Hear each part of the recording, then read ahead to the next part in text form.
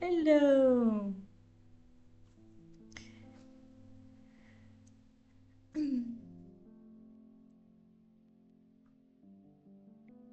I hope the music is not too loud.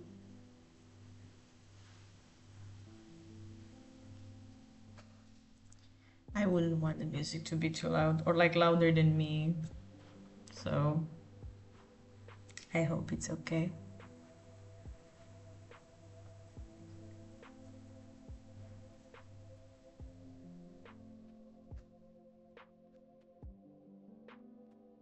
Oh, that's okay. Good. Maybe I have the impression it's loud because of how I hear it. But anyway. Hello. It's good to be back after a year. Jesus Christ. But yeah, it's been a year.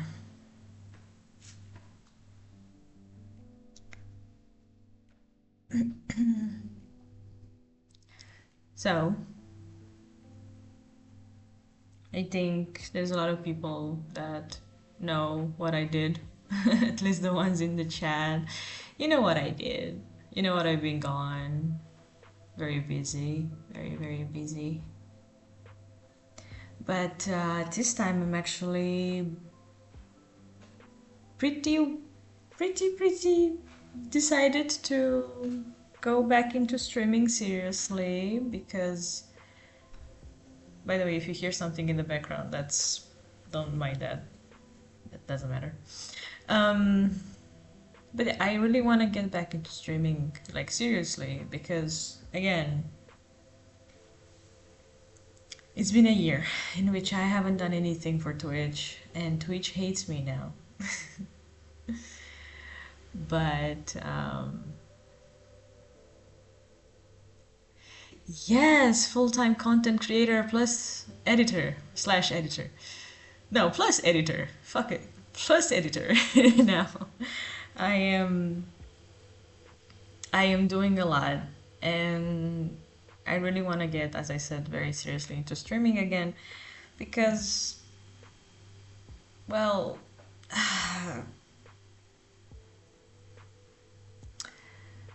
I really miss it. I really miss it. I really miss to sit here and like talk about nonsense and or game or just do stuff. So yeah, and decided to be this very little thing.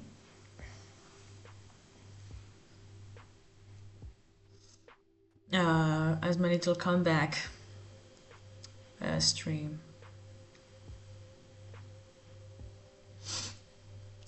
But yeah. Also, for some reason, I'm glad that I'm figuring out more OBS now, because Jesus Christ, it was bad. It used to be bad. Very bad.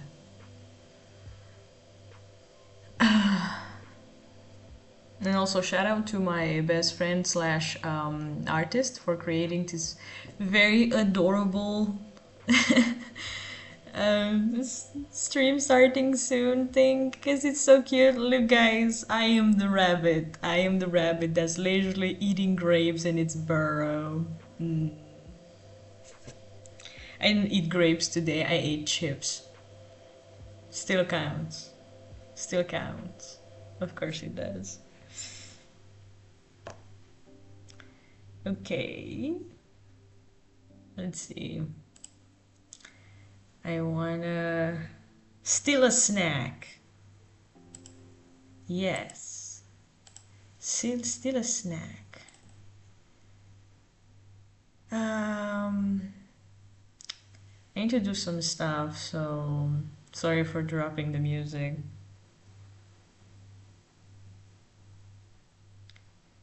Oh,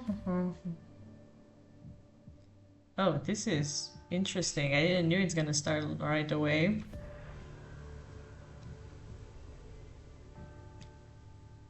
I'm just gonna do this. Sorry. Anyway, So, hello. It's me. Look, it's me. It's me. Hello.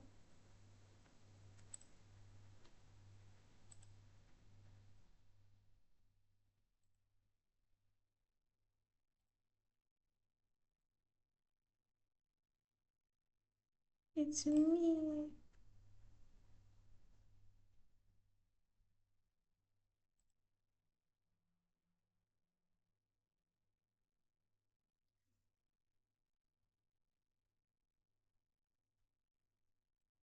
Um, let's hope this works. I've evolved. I am me. Yeah, thank you, Arbiter, that's in chat right now, for helping me last night with setting this up because I was so lost.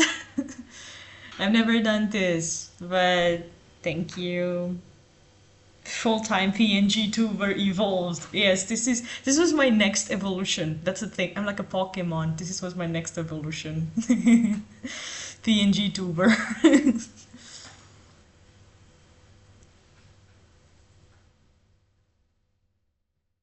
Yes, my next evolution was the PNG tuber. Hello.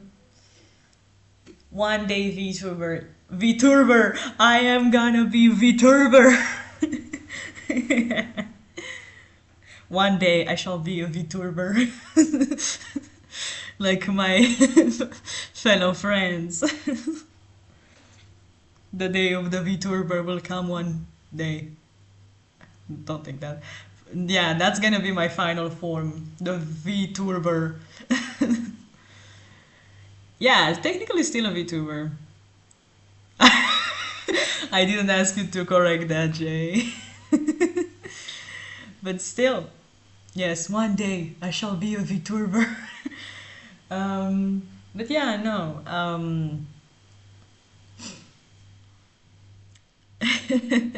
I think my final form would actually be when I'm gonna start streaming, like doing with camera. I think that's gonna be my final form actually. This is still not the final form. I am sorry. I'm sorry, Zero. I am. This is not gonna be the VTurber. Jesus. Anyway, so yeah, as I said, I think I yapped enough. I've been yapping for the past 10 minutes. So, as I said before, or for those of you who know, I am gonna play a game today. And I hope it works. And I don't know why it is black. I have a question. Is it still black? Oh my god. This is kinda... This is very, very fucking loud, bro. Is it still black or you can see the game? Because I am curious now. This is an important thing that's happening. I am gone! Oh no. This is not okay. Why is the model gone? Yay, technical issues. Yay, why am I gone? What the fuck is this bitch? Wait, there. I'm back. I am back. I've been gone. I've been swallowed by one of these very sexy men.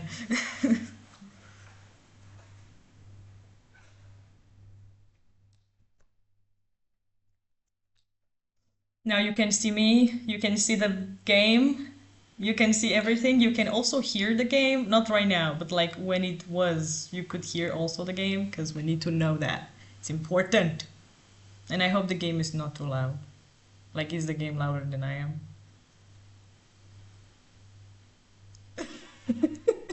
Yes, son, I've been gone and now I'm back with the milk.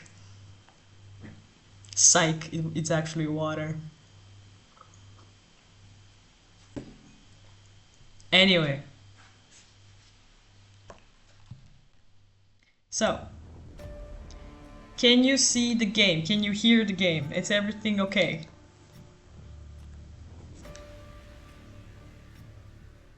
Okay.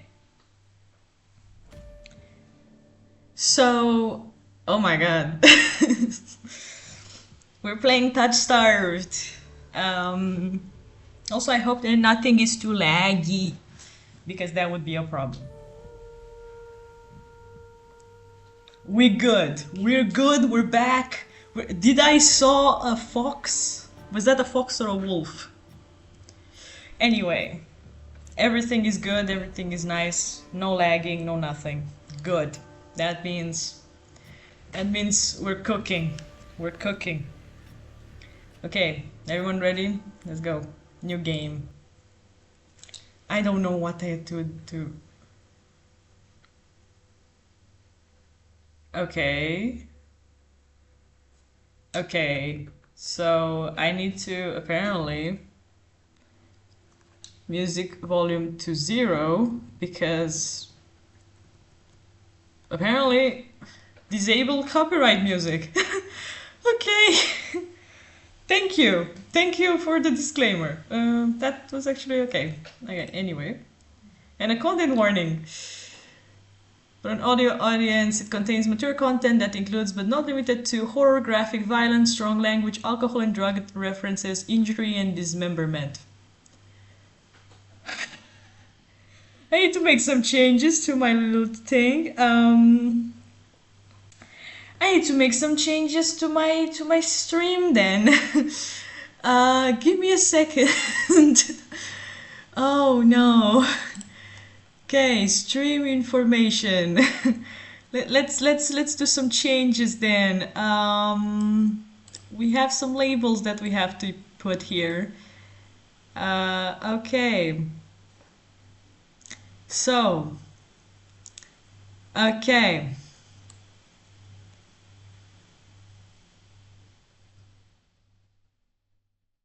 Hmm.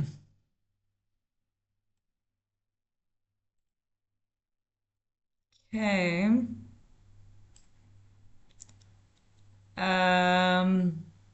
And this one as well.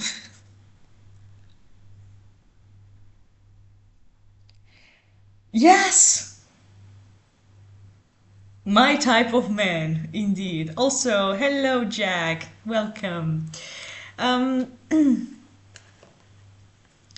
yes, I had to put those little labels because I don't want to get in trouble. All good now.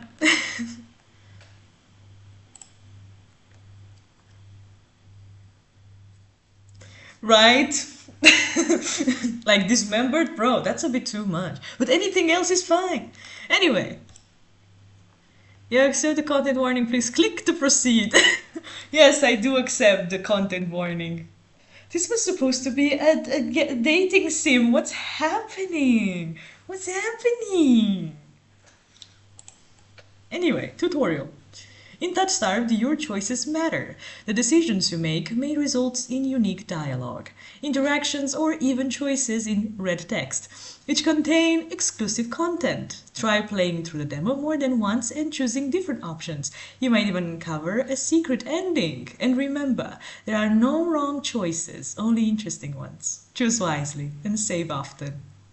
What?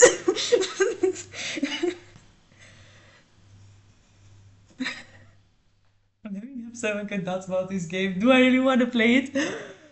Yes. Anyway, move on. Controls. Let's click progress, text, and dialogue. Mouse wheel up, rewind, text, and dialogue. Mouse wheel down. Spacebar. Hide up. UI. Okay. Ooh, choose my name. You guys choose it for me. What name should I choose? Should I go with cynical or cinnamon roll? Which one? Or Cinny, or Sin, or I don't fucking know. You tell me. You choose it for me. Choose for me. Come on. Roll. No.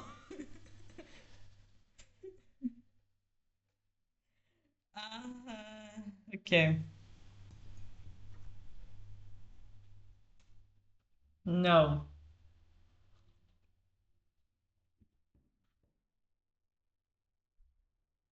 No, don't. Don't. I have a bunch of games in my library. But I am doing this one. In the meantime, you guys choose what name.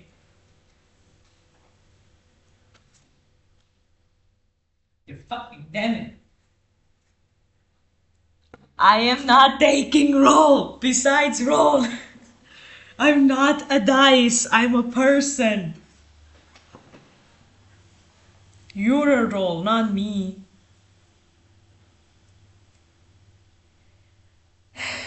Cinnamon roll. Hmm. Hmm. Should I listen to my chat or should I just ball it? That would be funny though, because it's a cute pet name. Okay, fuck it. Yeah, it would be funny in dialogue, that's what I said. Okay, there you go. We submit. Okay. My pronouns. Uh, I'm she, her. Yes. This world began to unravel long before you were born. Okay.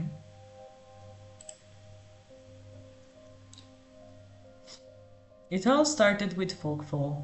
Spectral mist bled from the seams where reality wore so thin it split. Also, if I can fucking like read because I need to keep the volume to zero, then just that's balling. And you know why? Because you can listen to me. Also, I have an idea actually. You know what? Since we have to keep this fucking shit to zero, I'm gonna do like this.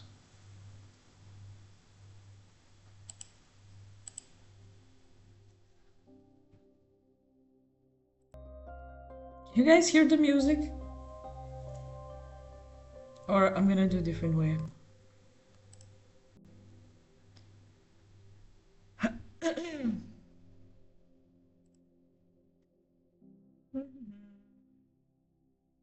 Wait a second.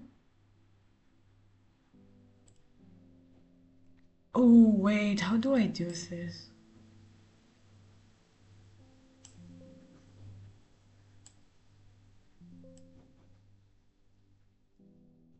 Hmm.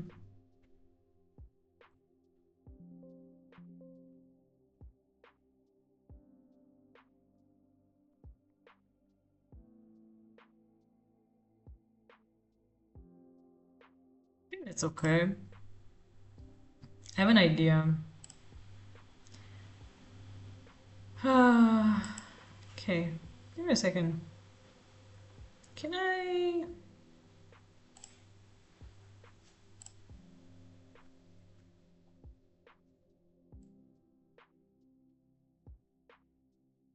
Where can I do it for like specific applications?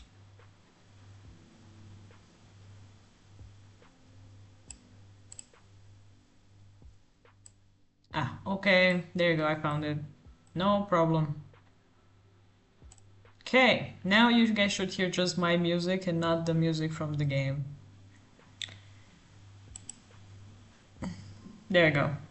You can still hear the music from me and not the game, right? Because I still don't want it to be just me and no music, because then it's a bit weird. Because all of the music I'm putting on my streams is gonna be copyright free, so we good. Anyway.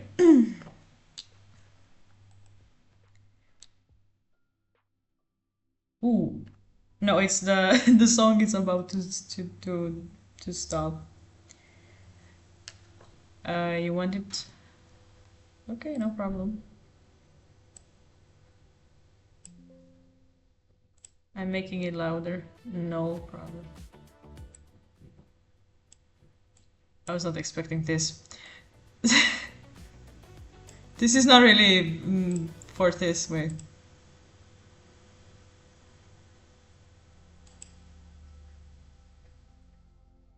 I think this is better for the vibe of the game.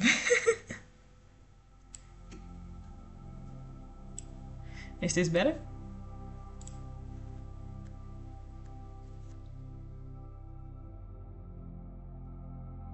You know, the first half hour after a whole fucking year of being away, you're just being... Yes, perfect, thank you. It's just fucking preparing in difficulties. Anyway, moving on. And from that fog emerge monsters, inhuman beings with unnatural powers. Some possessed language and intellect, others were mindless beasts driven by little more than bloodshed. As unrest spread and cities fell, humans cowered in fear, while monsters thrived amid the chaos. And then there's you. It's me! You don't know what you are, but one terrible truth is certain. You were born cursed, with hands that alter the minds of those you touch. Oh my god, I have mystical powers. I'm amazing. Choose your backstory. Oh my god, okay. Ooh! Bro, is this like... This is a demo, mind you guys. And this is made from like a small fucking studio. So this is amazing. Like, look at this fucking shit. Okay, let's see. So I can be the unnamed. A fallen oracle. You were raised as an oracle in a remote temple. The priests claim your touch bestowed enlightenment, but the visiting mage revealed your curse for what it is. Spurred on by the mage's words, you fled in search of the cenobium. You regularly experience unnatural premonitions that rattle your body and soul. An innate sixth sense gives you a heightened awareness of hidden supernatural presences. Huh. That's interesting. Okay, we have the exile, a solitary survivor. You were exiled to a life far from civilization. Your only kinship was with an elderly hermit who taught you how to survive in the wild. He lost his life in search of a cure for you, but left you with a final lead to pursue the cenobium. You're a seasoned survivalist, well versed in deciphering soulless behavior. You've gained fluency in various languages and an uncanny intuition for detecting danger. Okay. And we have the alchemist, an abandoned mage. An exiled cenobium mage took you in as a child, raising you as her apprentice. She seemed to take pity on your curse, but you discovered that she was cultivating you as a test subject. You fled to the cenobium, seeking a cure. You're an experienced spellcaster with an encyclopedic knowledge of alchemy, spellcraft, and history. With a little observation, you can identify the subtle effects of magic. Okay. I don't know what to choose. They also sound amazing. But I'm thinking, what's more me? What's more me? I mean, I'm not really... I would not really go with the alchemist one, because it's not really me. That doesn't really, like, call me that much. But I need to choose between the exile and the named.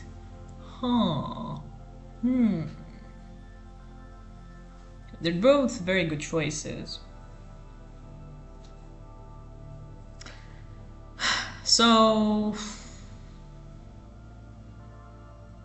should I get the heightened awareness of hidden supernatural or languages and detecting danger? My name lets me see. Yeah.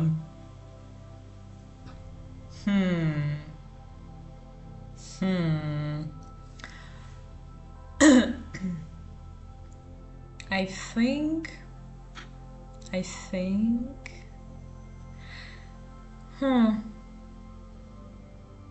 Yeah, I think I'm gonna go with the unnamed one. With the Fallen Oracle. Yes. I mean, I am experiencing natural premonitions that rattle my body and soul. But fuck it, bro. I get awareness of hidden supernatural presence. So that's good. So I'm gonna go with this one. We're gonna go with the unnamed. Okay, confirm. Okay, let's see. Your name is cinnamonroll. You selected she, her pronouns. Your backstory is the unnamed. Is this correct? No. It's wrong. Yes. Okay. Hey, let's see what's happening. Ooh, pretty. The wasteland stretches as far as the eye can see. There's nothing out here but death, the ever-present stench of decay, and countless sun-blessed bleached bones cast like seeds across the barren land. I could say death doesn't scare me, but honestly, I'm desperate. It's been 2 weeks since I joined a caravan bound across the wastes. Finding a group that would accept me as a trial itself, I can hide my hands and deflect probing questions. But sooner or later, people always suspect something strange about me. As rations grew sparse and canteens ran dry, tension rose. Despair began to set in, until I saw it.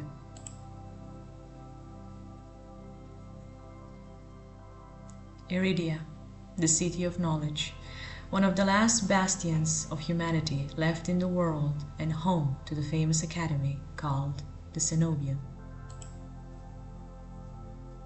All the world's knowledge gathered in one place. If there's anywhere I'll find a cure for my curse, it's here. It's there. Okay. All that stands between me and a new life is a final stretch of salt-soaked wastes, or so I think, until I see the first tendrils of fog snaking beneath the wagon.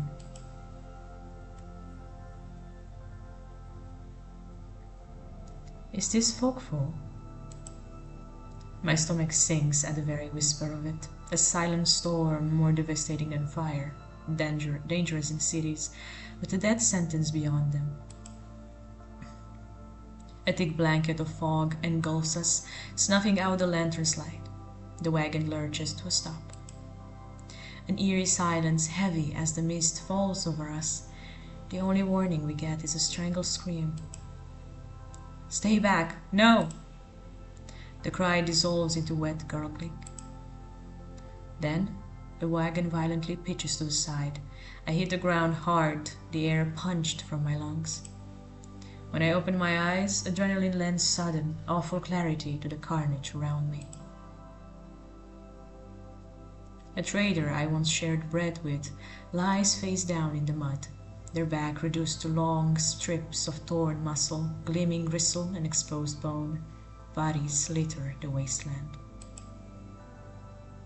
I try to rise, but my ankle explodes with pain so blinding, white blooms across the vision. Only when my eyes finally adjust do I see the dark shape before me. What the fuck is this? Jump scare! Anyway. A soulless stoops over the twisted form of a caravaner. I freeze, but it swivels its head. A dozen bulging eyes twitch in my direction and blink as one. The soulless lets out an eerie, splitting shriek and charges me. But right before it reaches me, the beast barrels past, vanishing into the mist. A horse screams in the distance. I need to move now. It's not blind. What the fuck? Should I save here? Because I don't know. I'm scared of that shit. I mean, this is the tutorial. Yes, okay, I'm saving.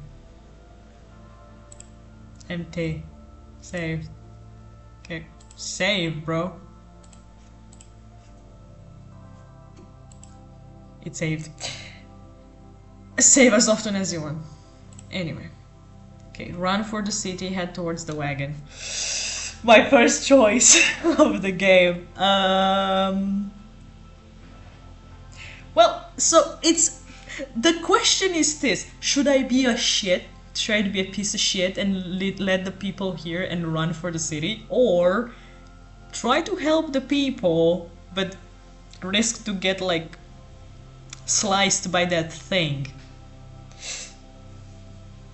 So, should I be a good person or should I be run? Okay. We have the first run vote. I need more. I need more votes for running. If you really want me. It's a democracy right now.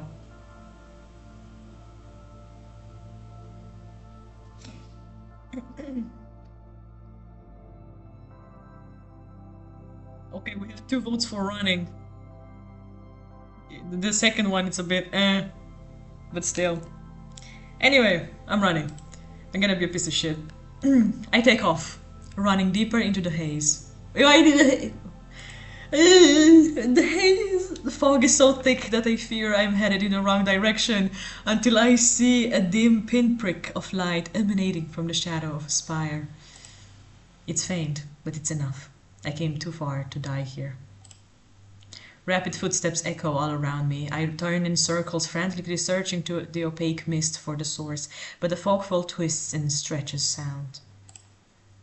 Suddenly, the caravan driver bursts forth from the fog. Our eyes meet too late. He knocks me to the ground and slip in a patch of mud. The Solis instantly falls on him. It catches the driver by his throat and rakes his stomach with razor-sharp claws. He comes apart like wet paper, spilling intestines and viscera in a steaming tide. This is not a good song for this. This is not a good song for this.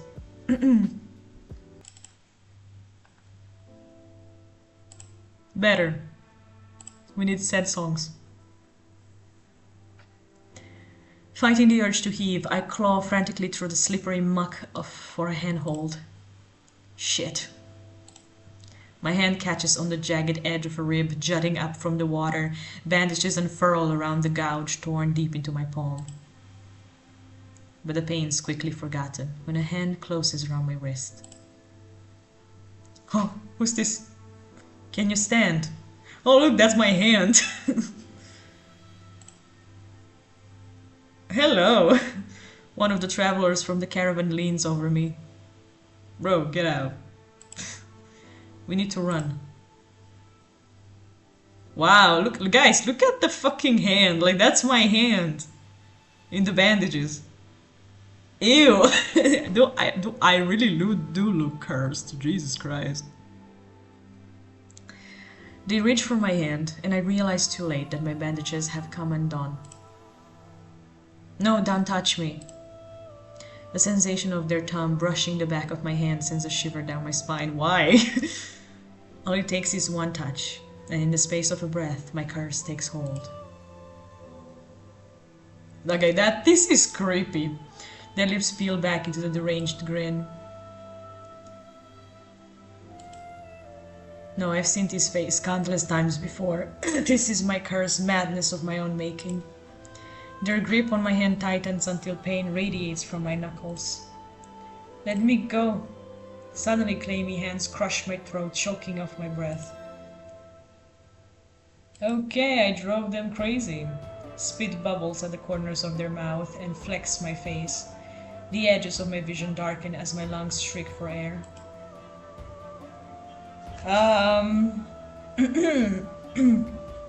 Talk about jump scare. I think I'm gonna have a bunch of these in this game. Jesus Christ. That's a face. Fight them. I am the Joker. I am the Fuck. I don't want to be the Joker. Look at that smile. Yeah. Okay. I think I'm gonna fight them. I have a...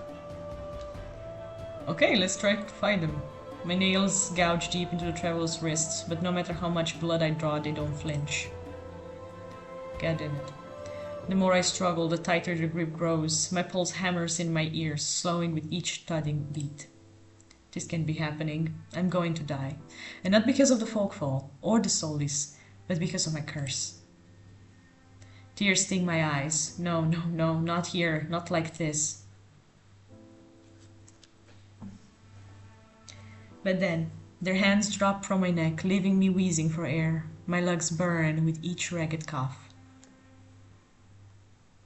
I scream, panic. I'm fine, I'm fine. Don't worry, look, I am breathing. My vision clears and the traveler's face takes shape, hovering inches from mine, lips still split in that macabre smile, even as blood seeps between their teeth. They give one last shuddering breath, then slump over the claws hooked through their stomach. Oh, it's the soulless. The soulless shoves the body aside, his glowing eyes narrow as though grinning. Ah! There's a flash of claws, red spills cross my vision. I thought there'd be pain, but as I sink into the murky water, all I can feel is the grit of silt filling my mouth and the icy embrace of shallow water. I spot an arm resting among an outcrop of reeds, mine, neatly severed at the elbow. Oh! Great! Wood, yes! I lost an arm. It should have taken both arms. Who fucking needs an arm? Without them, maybe I could survive. Maybe I could have a home.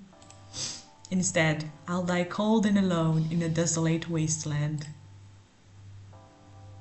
A fitting end for a monstrosity like me.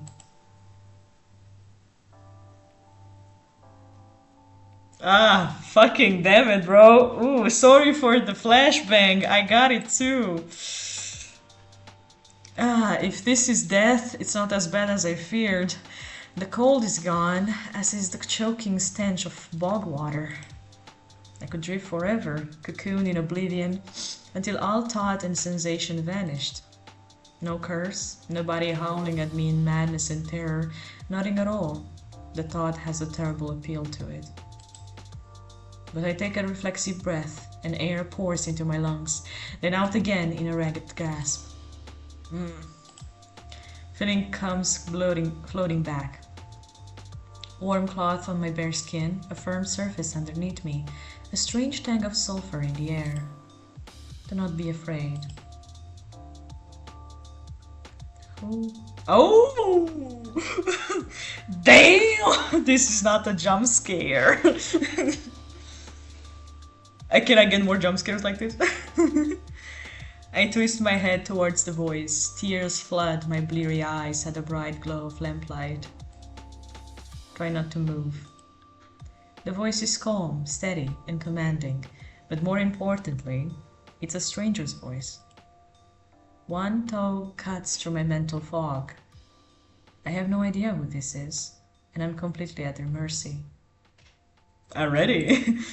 Stay away from me. My words come out a little more than a creaky whisper. I clamp my mouth shut, hating how weak and helpless I sound. No. Okay. No? Who the hell is this? Should I be a brat? Or no, I would be a brat. I'm a brat. What the fuck? I am a brat. We all know that. So, sit up. I manage to put myself up on one elbow, but my head swims and my surroundings give an alarming lurch. On my only elbow, you mean? We lost an arm, girlie. Ah, a stubborn patient. I don't have the strength to dignify that with a response. Instead, I pull the sheet up higher and wipe my eyes until my vision clears.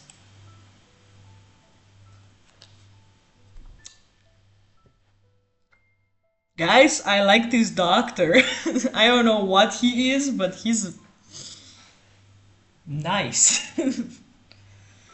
The stranger towers over my prone form. Oh. Warm light limns his pristine medical coat. I like this doctor. I instinctively shrink back, and that's when I realize that I'm completely naked except for a thin linen sheet. Oh! The doctor did things! He was a doctor. By the way, guys, you're just gonna hear me like the whole fucking stream. You're just gonna hear me being like thirsting over this man because I'm sad. Anyway, naked. I am naked. Mind you, guys, I am naked. I am prone. He has advantage. God damn it! Not again. Okay, let me roll for a constitution. Okay, naked, laying on a low coat, with a pair of sharp golden eyes watching my every move. The man's gaze, I have a thing for golden eyes. The man's gaze flickers to my exposed, unbandaged hands. Hands? My other arm is back? I plunge my hands under the sheet, though it's too late. He must notice what they look like. Strange, cursed, inhuman. I brace myself for his inevitable disgust, but his courteous smile lingers. He just watches in placid silence as I struggle to make sense of my surroundings. Where am I? Who are you? Be calm, you are safe here. Whoever this is, he clearly has no idea who or what I am. I've never been safe anywhere, with anyone. Oh my god, why am I so edgy? Even the shrine of my childhood turned out to be a horrific lie.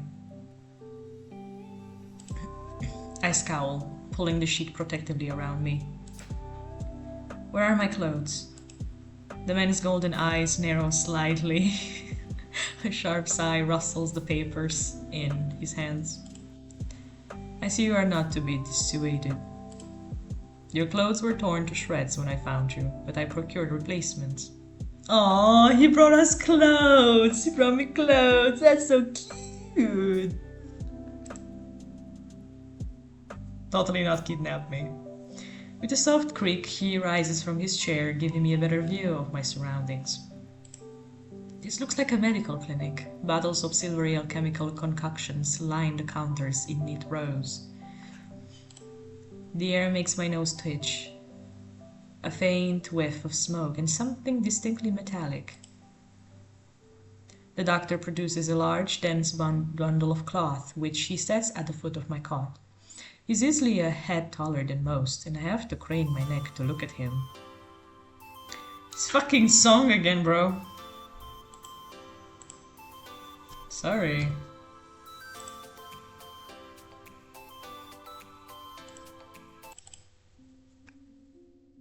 Okay, there you go. We gotta be more edgy this game. Doctor produces. Yeah, I just said that. Sorry. Oh, he's tall. Hmm. You know what? You know what?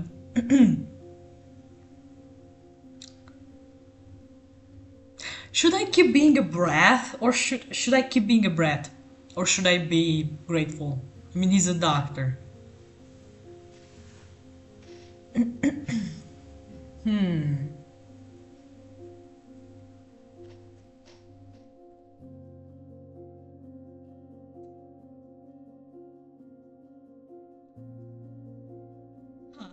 You know what? Let's be grateful. He's a doctor. I should be polite if I can, especially since I don't know who this is, what he can do, or what he wants with me. I mean, it's a doctor. Anyway, meeting his gaze sends a hot frisson down my spine. Something about him nags at me, like a half-formed memory I can't place. Thank you. Oh my god, he's so sassy! You are very welcome. I will leave you to get dressed. He's so sassy, Jesus. Also, I love his earrings. Jesus Christ. With a curt nod, he leaps through the narrow door. I hear a soft click as the lock turns behind him. When I don't hear any more footsteps, I reach for the bundle of clothes. An itch of my elbow stops me short. I reach down absently to rub at it, then freeze when my fingers meet a neat line of stitches. I know what I saw. That beast took my arm clean off. And yet, the limb shows no sign of injury apart from the black stitches poking through my skin. I gingerly flex my fingers, feeling my heart race at the sensation. This is impossible. I should be dead. or at the very least gasping out the last breaths. I squeeze my eyes shut, waiting for the pleasant dream to unravel, to wake up and find myself bleeding out in the swamp. But nothing happens. The seconds tick by, and my arm remains horizontally healed, my surroundings pristine and quiet. In numb disbelief, I grabbed the replacement clothes and began stiffly pulling them on. You put my arm back, bro! How?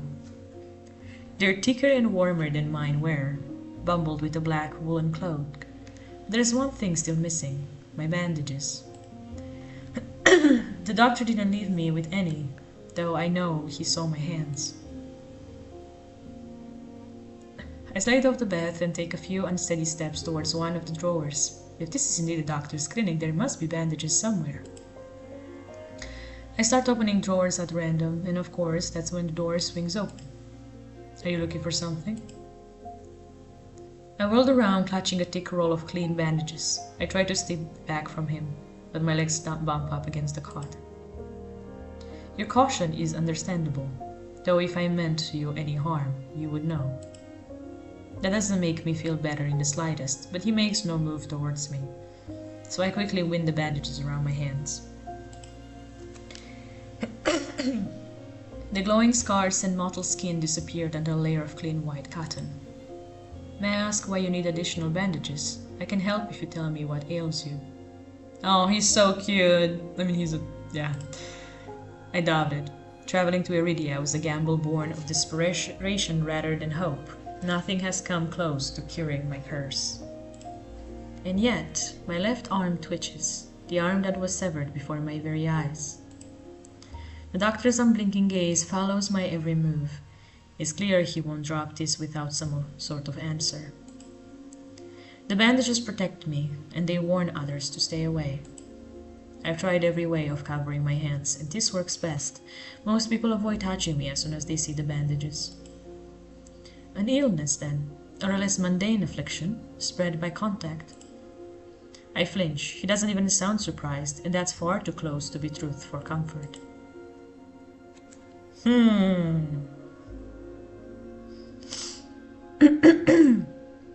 I will stay silent. Well, it's personal, and I don't really want to get into it. I have treated every affliction under the sun. I may have answers that you do not. Wow, he's a very smart doctor. Okay, that's a good thing. An involuntary snort of laughter escapes me. Where would I even begin? Would he even believe me if I told him? I shake my head. I need to know more about this doctor before he figures me out. Who are you? You may call me Kuras. Kuras? And where exactly am I?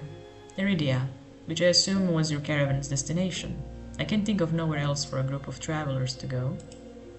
Iridia. So I made it to the city of knowledge after all.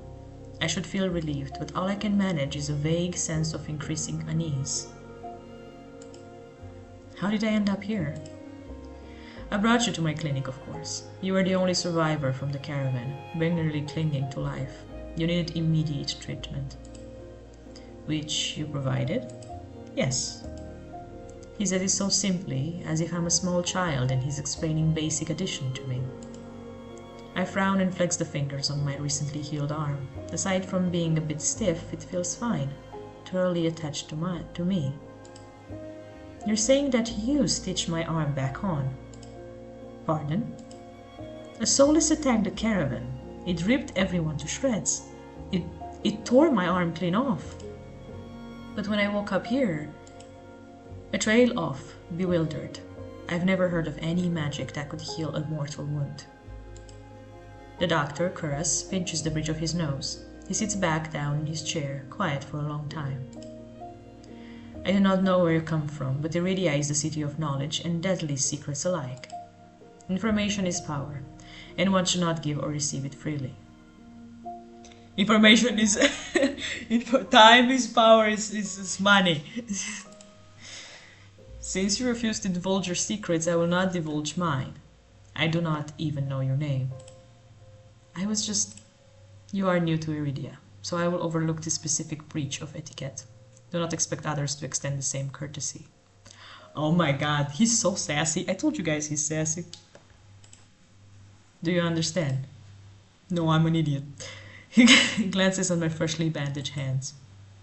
Loath though I am to admit it, he has a point. I'm a complete stranger to him, yet he saved my life.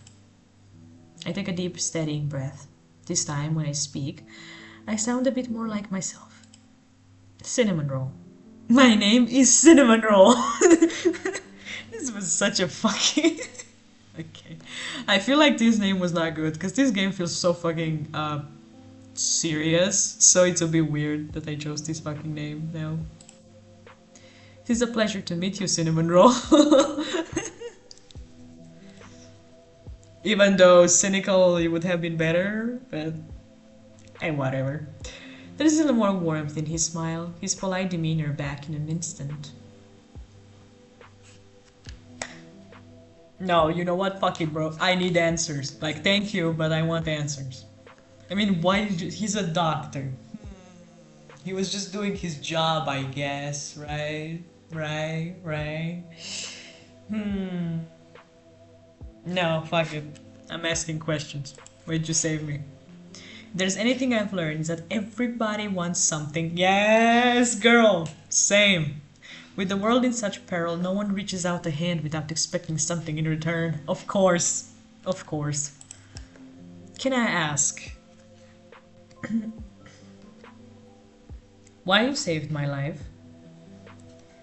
You don't know me.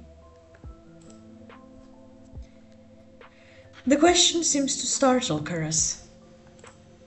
I could hardly leave you to die in the wastes. Assisting those in need is the very essence of a doctor's duty. Okay, so it's still like what I thought. Because he's a doctor, he was just doing his job. Okay. I met a doctor who also handled out free clothes. I like me from the game. Me from the game is smarter than me in real life. Okay. My fingers find the edge of the cloak. There's a subtle but delicately embroidered pattern around the hem. I try not to think about what price Karas might demand for such well-made clothes. No, I suppose not. Forgive my presumption. I rarely come across such a fascinating patient. I am a fascinating patient. I blink. What did you say? What did he say? I simply meant that few would cling to life so resolutely or brave such a perilous journey to Iridia. Sure. Cannot help being curious about your cinnamon roll. His voice dips to a soft murmur and he abruptly looks away from me. Are you blushing, doctor? I made the doctor blush. Not the first time.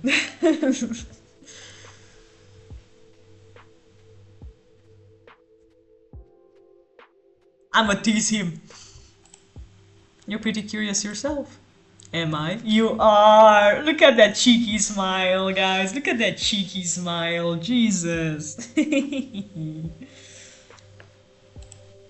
Well, I haven't forgotten about my arm. I wiggle my intact fingers at him. Clearly not. But you haven't asked me for any payment either. I require none from you. Travelers do not have an abundance of coin, and leaving you destitute in a strange place would be unethical. Oh, look at him being so professional again.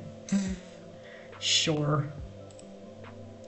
I fall silent, unsure of what to say. Nobody would help a foreigner like me for free. There has to be some kind of catch or trick, right? A loud knock at the front door stops our conversation cold and spares me for having to say anything else.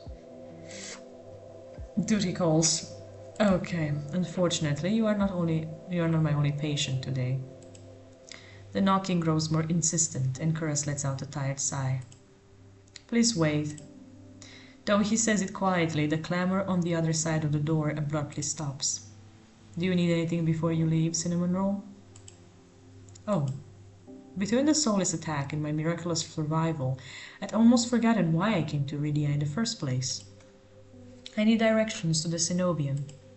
The Cenobium? Oh, he's angry! He doesn't like that name! The look on his face is downright chilling. He pauses, choosing his words with cold deliberation when he speaks again. Whatever you seek, it is very unlikely you will find it there.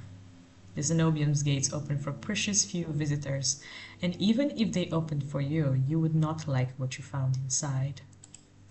My heart sinks. Is he saying that I came all this way for nothing? Risked life and limb for nothing. Literally limb.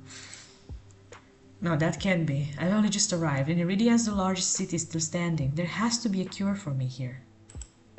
Then if not the Cenobium, where would you suggest? Do you know anyone else in Iridia? I shake my head. Then I suggest a local guide. Head to the Wet Wick and ask for Linder, the leader of the Understone. Okay, story time. Linder is my favorite. I play this game because I found Linder first while I was like scrolling like randomly on Pinterest, and I found Linder. And I was like, oh my god, he's so cute. So, and then I found out that he's from this game. So I was like, oh no, I need to play this game. So this is the story. This is how I ended up playing this game, because of Linder. And now I'm gonna go to the Wet Week to meet him. Thank you, Doctor. Thank you, Doctor. Sorry for being a brat with you. You deserve better. Excuse me? The wet what? The Wet Wick. What the fuck? Wait, guys, I have a question. What the fuck is a wig? Am I being an idiot here? What the fuck is a wet wig? What the fuck is a wig? Like, what? I need an explanation. Give me like Urban Dictionary kind of definition right now. The wet John Wick. Would be something if I find Linder and Keanu Reeves in the same place. Like, I would be feeling like too fucking lucky for Friday the 13th, which is today. Or was, regardless. The rope in the candle? Huh? And why is it wet? Anyway, no fucking questions. He sounds deeply and amused. Follow the Adderstone postings. They are difficult to miss. Okay. When you meet Linder, tell him I send you. Sure do. That isn't much to go on, but Curtis points towards the back door. You will be safe so long as you do not draw attention to yourself. That's easier said than done. I've always been a magnet for the worst sort of attention. If you require my assistance, you may return whenever you wish. Though he's smiling, there's a note of finality in his voice. Resigned to my dismissal, I slip out the back door. I find myself standing in a narrow and rather gloomy alley. I pull the new cloak up over my nose, stepping over the contents of emptied chamber pots. Something weighs heavily inside one of the cloak's pockets. My coin purse. Every last coin that I scraped together for the journey to Iridia is still inside. The purse doesn't even look like it was open. There were so few coins to begin with. They probably weren't worth stealing. I glance back at the clinic's closed door. Koras didn't take any payment. He didn't even ask for a future favor. But he also said that in Iridia, secrets are power. Does he expect me to give up mine at some point? That's not exactly a comforting thought. Still, no matter what he did it, Koras gave me a second chance. And a lead on where I might find help. I'd better get going before he changes his mind. I squeeze out the alley and into the crowded main street. The line outside Kora's clinic stretches down the road. 2 teen pedals queue alongside weathered elders. If any place is in desperate need of a free clinic, it's this one. The cobblestones are treacherously rough under my feet, deep grooves worn between them by regular floating and decades of hard use. I knew Iridia was a river city, but I didn't expect it to look so eroded. The buildings are tired and dilapidated, all crammed together in narrow streets. And there's something else, a charge in the air like the shift in pressure before a storm. It's subtle, little more than a faint, persistent thrumming, but I can't seem to shake the sensation. A child darts by, clutching something greasy wrapped in paper, The smell of fried food drifts over to me and my stomach gives a faint gurgle. This morning's catch fried up hot and fresh, not too many eyeballs today. That sounds disgusting, but I'm starving. So I duck my head under the stall's grubby awning. Sorry. A large fish leers up at me, its 3 bulging eyes still visible through the thick layer of crispy batter. The vendor gives me a gap-toothed grin. What's the cheapest thing you've got? The vendor points at the metal basket of what looks like long strips of savory fried dough. Fresh long lads, 3 copper apiece, don't burn your mouth. I take the coins out, counting them gingerly. At this rate, I might not even be able to afford dinner. Reluctantly, I drop the payment on the counter and take my meal. We ate! 2 streets later, I pass under the wrought iron archway, adorned with dangling garlands of red and pink lilies. The buildings in this quarter are a dizzying riot of color, painted walls and tinted glass everywhere I look. Sheer red and pink curtains flutter in open doorways, musical voices call out invitingly, incense mingles with the pungent scent of flowers, barely covering the salt and musk of warm bodies. You know what, guys? I'm gonna save. Wait, no. I'm just gonna... There you go. I'm gonna save again, because, you know, to just have saves in case of, God forbid. Anyway. This must be Iridia's entertainment district. Entertainment, you say? I'm polishing off my food and dusting the crumbs from my hands when I spot a poster. It features the silhouette of a smiling man wearing a single dagger-like earring and the words "The Adderstone" printed above his head.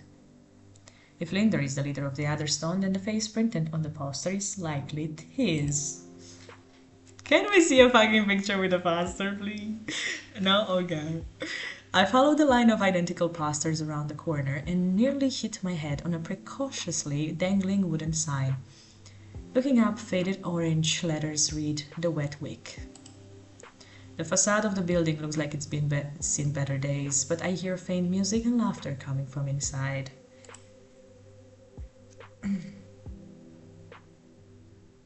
Okay, let's go. Ooh! Can I just say I love the art in this game? It's so pleasant. It's not even midday, yet the wick is packed.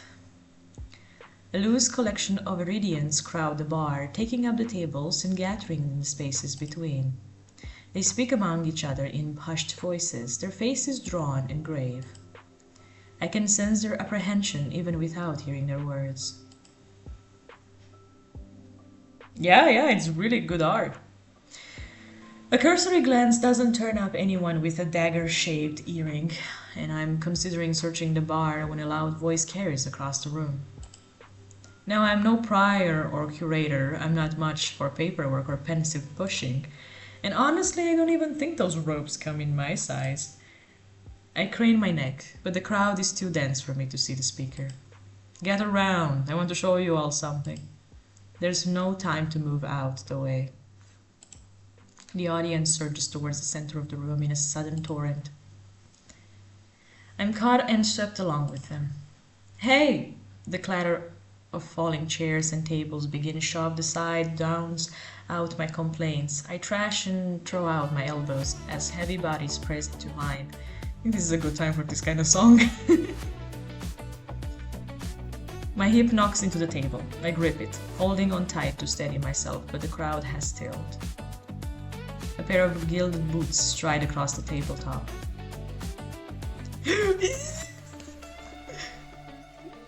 My husband is here. Guys, my husband is here. My husband. I was waiting for him. Oh my god, look at the boobies! Sorry, I'm being too loud. Anyway, if you want nothing but guidelines, impractical policies, and needless bureaucracy, you know where to go. I drag my eyes upwards. Oh my god! Ah, titty, yes! A man towers on the table in front of me, arms spread as he addresses his rapt audience. And I'm not going to wait for a word from on high. His impassioned words provoke nods and excited whispers, but nothing is as captivating as his brilliant smile. He beams at the crowd around him, a performer on his makeshift stage. Oh my god! Guys, I am literally like wiggling my feet right now. And unlike those clerics, I don't need the abbess's approval to cast a spell or two. As he rushes his hands above the audience, a dagger-shaped earring dangling from his left ear catches the light in a flash of gold. It seems I found Linder. Yes, I did. These are our streets. We make our own luck here. He snaps, and a flash of pale green light erupts from his hand. With a flick of his wrist, Linder conjures a ribbon of glittering light. A delicate flower stem sprouts from between his pinched fingers, one by one glowing lily petals unfurl. Linder raises the flower with a flourish, and the bar bursts into clapping and cheers. A magic demonstration was the last thing I expected from a place called the Wet Wick. Linder plucks the shimmering flower out of the air and turns it in a slow circle. Now, who could use some good luck? Eager onlookers scoot closer to the table, but Linder's cool green eyes slide right over them and lock on me instead. He has green eyes? In the art he looked like he had blue eyes. What the fuck? Whatever. How about you? Me? My chest grows tight. Suddenly I'm in the spotlight. Oh my god. That rhymed. I'm taking the flowers from this beautiful man. What are we talking about? Also, give me a second. I'll be right back. I am getting cold. I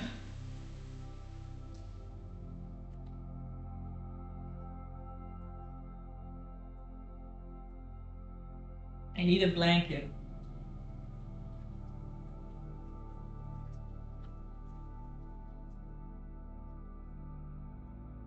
Oh my god.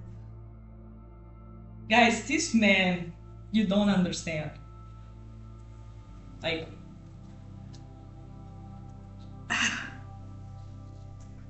I need someone that looks like him in real life. Anyway. Okay. I'm taking the flowers. I reach out and take the flowers from him, all too aware of my trembling fingers. There's no weight to them, only a faint warmth that radiates from the stems. As soon as the lilies leave Linder's hand, they dim and they fade away in a shower of opalescent light. To my surprise, Linder laughs under his breath. That's the problem with flowers. They don't last long, but they leave an impression, right? Oh my god. He grins at me, and I find myself smiling back. Yes. I mean, how can you not? Oh my god, he's so cute. Guys, look at him. He's so cute. Also the boobies. Look at the titty. Linder steps off the table, dropping among the excited crowd with a clink. Alright, show's over. Back to work, everyone. Oh, he's in business mode. The audience disperses and Linder heads towards the bar. Now's my chance. Yes, girl, let's go date. Let's go ask him about the stuff that we came here for the cure. Yes, cure. That's why we have to yes. I start after him only to find myself face to face with one of his followers. Where do you think you're going? I need to talk to Linder. You and half of Lowtown. Linder's busy right now. Otherstone business. Come back tonight. After the moment we shared, surely Linder can spare a word. But the follower crosses her arms unmoved. I glance over her shoulder, hoping to catch a glimpse of Linder. God damn it, little groupie, get out of here! As though sensing my gaze, he looks up. And for a moment our eyes lock. Beautiful. Then Linder turns away to murmur something to the group gathered around him. The follower moves to block my view. You hear me? Bitch, move! Get out the way! I'm not looking for trouble. This Dr. Curras said I should find Linder. That's... She's interrupted by a hand resting on her shoulder. Move. Curras sent you? Yes, he did. He said you could help me. So move, bitch. Get out of the way. Let me talk with this man. Linder nods at the woman and she steps aside wordlessly. Follow me. I am following you wherever you want. I am coming. After you. He leads me to the crowded bar. There's so little room that his broad shoulders press against mine. I tense, but he doesn't seem to mind at all. Oh. Sorry about that. The others don't watch out for one another, but they can be overprotective at times. Lesson learned. Linder flashes me a broad grin. Oh my god, look at him, guys. He's so adorable. Oh, he's so adorable. So cute. Precious baby. You're new to Iridia, aren't you? Yes, I am. He says it with a genuine air of curiosity. Do I stick out that much? No, but I'm certain I'd remember seeing a face as lovely as yours around out there. Oh my god. Oh my god. Guy. Chat. Is this real, chat?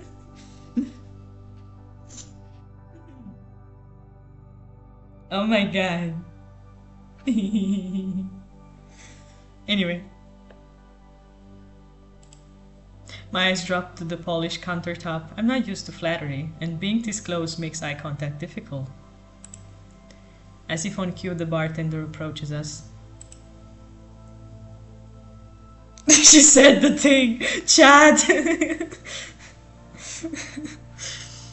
YB, oh my god. Surprise me and add anything my friend wants to my tab. Oh my god. Oh my god. Oh my god. Oh. We're friends. He called me his friend.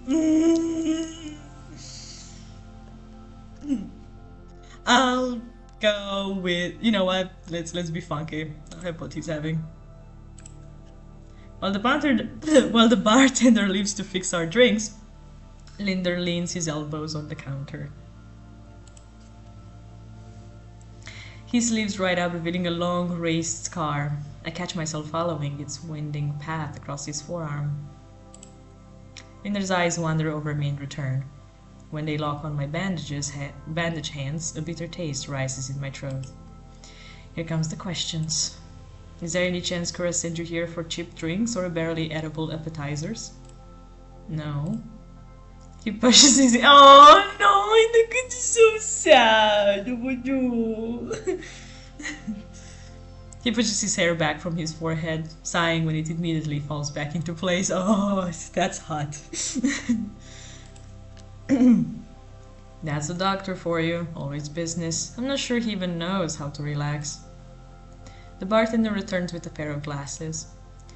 I raise mine and give it an experimental sniff. It smells faintly yeastly, like beer, with an undercurrent I can't quite place.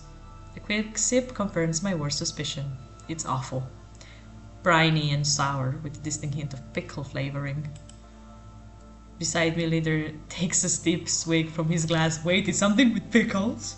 I should like this, because I love pickles. One thing that you should know about me, guys, I am in love with pickles. Pickles are best. So, how can I help you? I need to get to the cenobium. As soon as the word cenobium leaves my mouth, the group standing nearby falls silent. From the wary looks thrown my way, it's clear I've broken some taboo. Ah, it had to be the cenobium. Linder pushes away from the counter. Let's continue this conversation outside. I rise to follow him. Did I say something bad? Linder leads me into an alleyway tucked behind a wet wick. Layers upon layers of fried and faded understone posters plaster the walls. Seeing them side by side, the resemblance between Linder and his printed likeness is impressive, if abstract. Curtis didn't send you here to ask for a personal escort to the Cenobian, did he? From his tone, he already knows the answer. No, he suggested that I reconsider. Oh my god,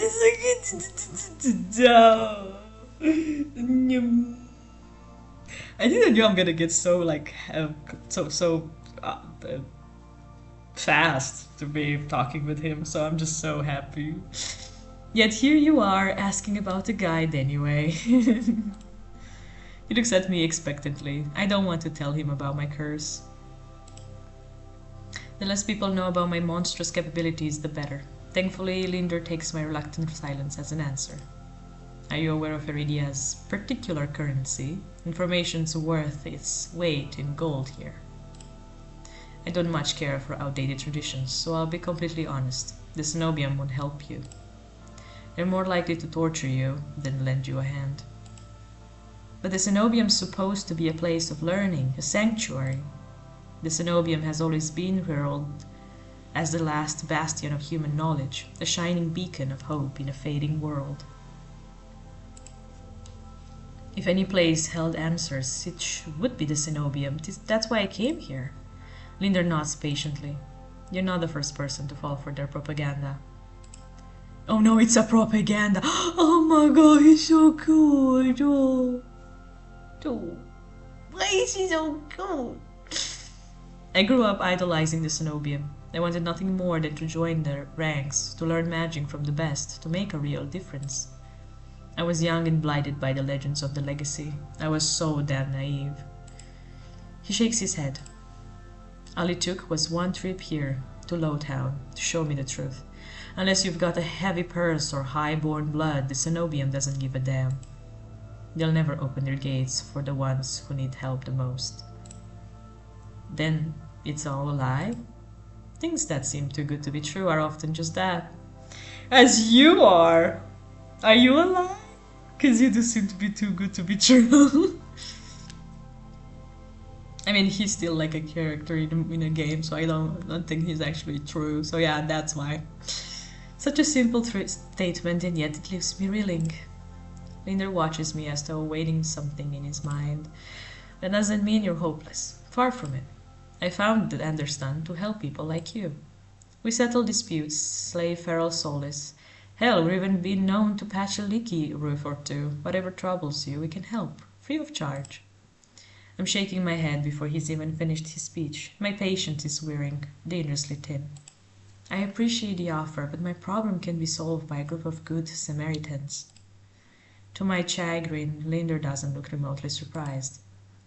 Then you're looking for help with something serious, something not even Curus could track.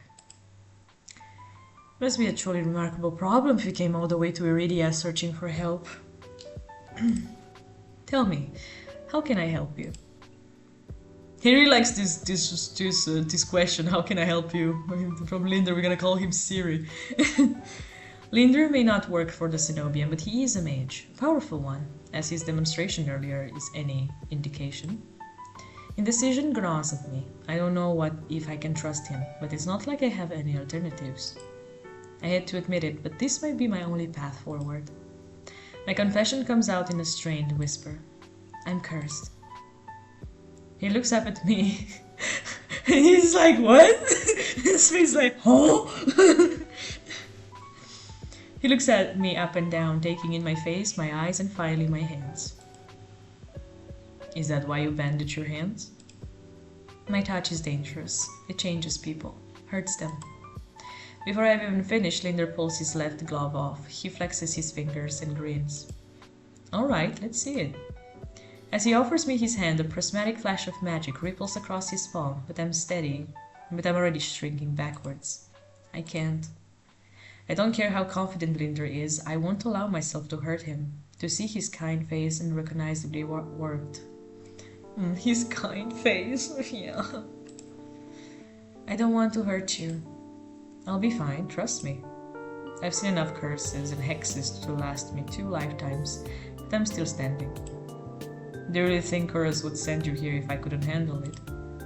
How should I know? I only met him today. I'm twice as good as any Cenobian mage. If anyone can help you, it's me. Oh my god, look at him, so confident. Oh. You don't know what you're asking me. I'm asking you to trust me. I mean... I look from Linder's outstretched hand to his confident smile. Then I begin unwinding the bandages from my hand. If you lose control, don't say I didn't warn you. You can tie me up first if it makes you feel better. Oh!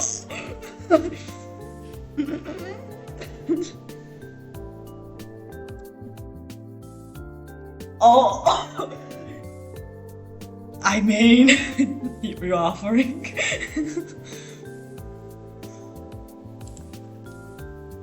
His attempt at levity does this little to comfort me. Oh yeah, no, I'm not feeling comforted right now. I'm feeling other things. With each joint I expose, I grow increasingly certain that this is a terrible idea, but he's bothered by how my hand looks, he doesn't show it. Alright, deep breath on my count. My fingers hover shakily over Linder's palm. 3, 2, 1. I'm scared! I'm scared. I'm scared. I don't wanna do something bad to him. Cause it's baby. I'm scared.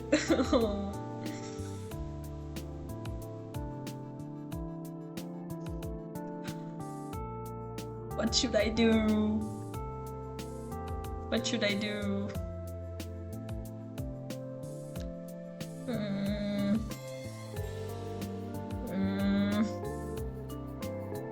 What should I do, chat? What should I do, chat? I don't wanna... What if something happens with him? I don't want to do anything to him, because he's cute. Very much so.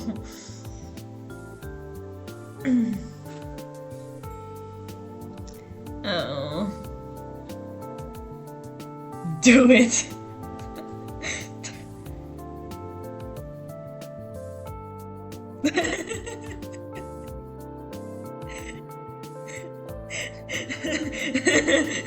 Yeah, no, don't think that the music is... It's my music, it's not the music from the game.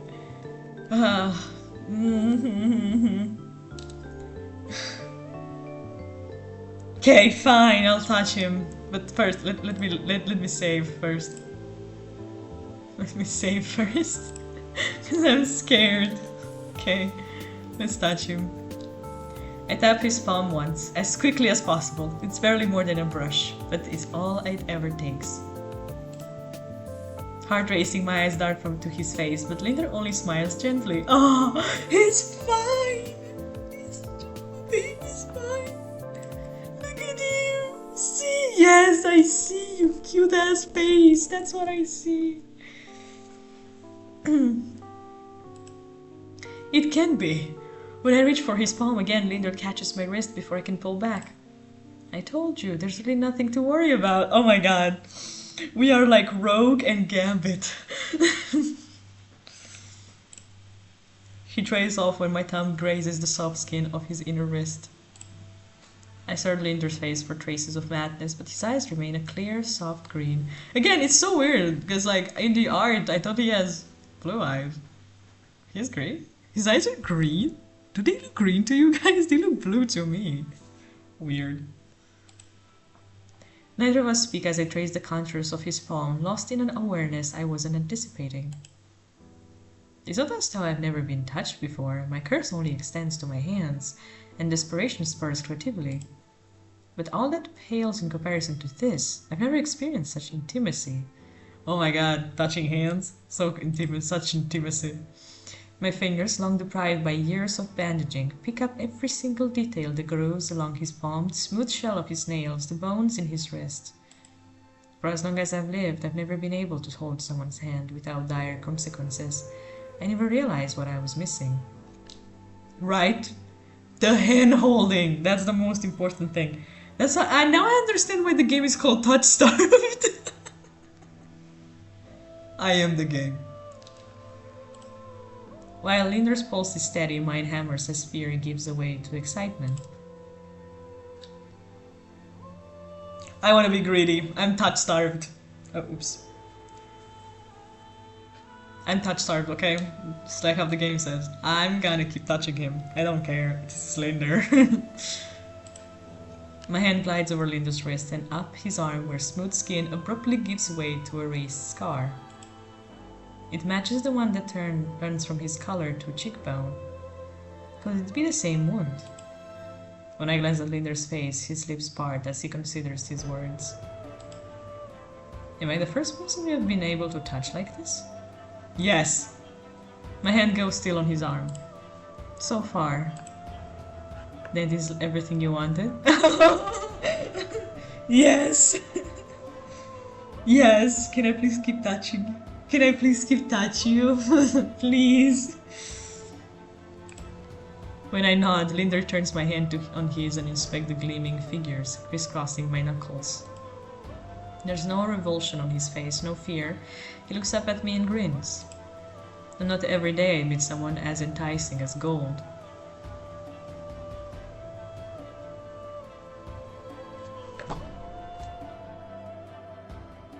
I need to drink water. If it wasn't 1 a.m. right now for me, I would go out to take a walk, because I need to take a walk. I need to touch grass. There's no grass in the vicinity.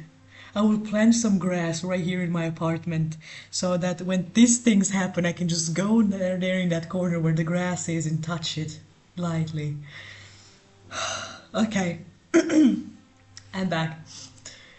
He winks and lets me go. Oh my god. Lets me go. Let me go. Okay. I draw my hand back and take a steadying breath. My head feels like it's stuffed with cotton.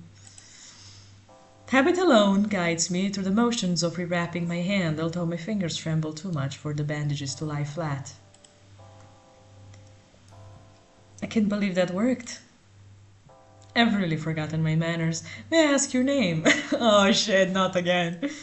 I'm Cinnamon-roll, because my chat said so. Cinnamon-roll, this curse of yours seems unlike anything I've ever seen before. I can tell you're careful, but it's best to keep this between us. Are you staying in Lowtown? I pause. Room and board was something I'd yet to consider. I don't know. Let's get you properly settled then. Oh! He's giving me a house? Or at least a room. The wiki is noticeably quieter. Without their leader, most of Linder's followers have dispersed, or in a few cases, fallen asleep beside their drinks. Got any rooms left, or did my lot grab them all to sleep it off? The bartender, who now I realize doubles as an innkeeper, slides a key onto the counter. The usual room? Linder's laughs. Why is he blushing? Why is he blushing? Anyway, Linder's laugh sounds slightly strained. No, not today. Oh my god. He's freaky. He's a naughty boy. No, not today. This is just for my friend Cinnamon-roll. Oh my god, we're friends. Right. Stay as long as you like. You two have fun. Bro, it's not like that. Have fun? It's not like that. Oh, that room, yeah. It's not like that, bro. Not yet, anyway. Linder clears his throat and holds the key out to me. I hesitate. My coin purse barely holds enough for a day's worth of meals, let alone a room. How much do I owe you? Nothing. My treat, since you shared your secret. Oh, food, drink, a warm bed, anything you need. Oh my god, this man. He's provider. Carefully I take the key from him. It's small but heavy in my palm. I never expected to have a warm bed in Iridia, let alone free meals. Thank you. Iridia is twice as dangerous as it is wondrous. Be careful out there. And if you need a reprieve from what haunts you, come find me.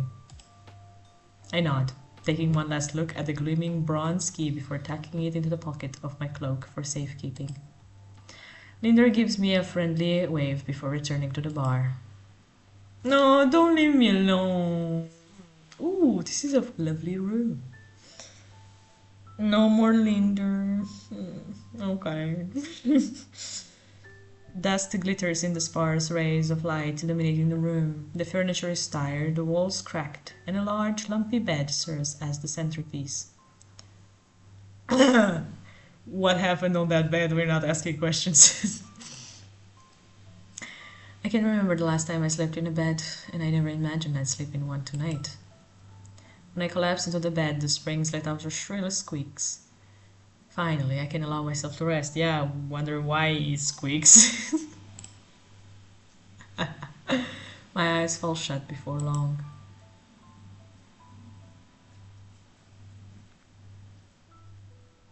Oh my god. Okay, it's morning.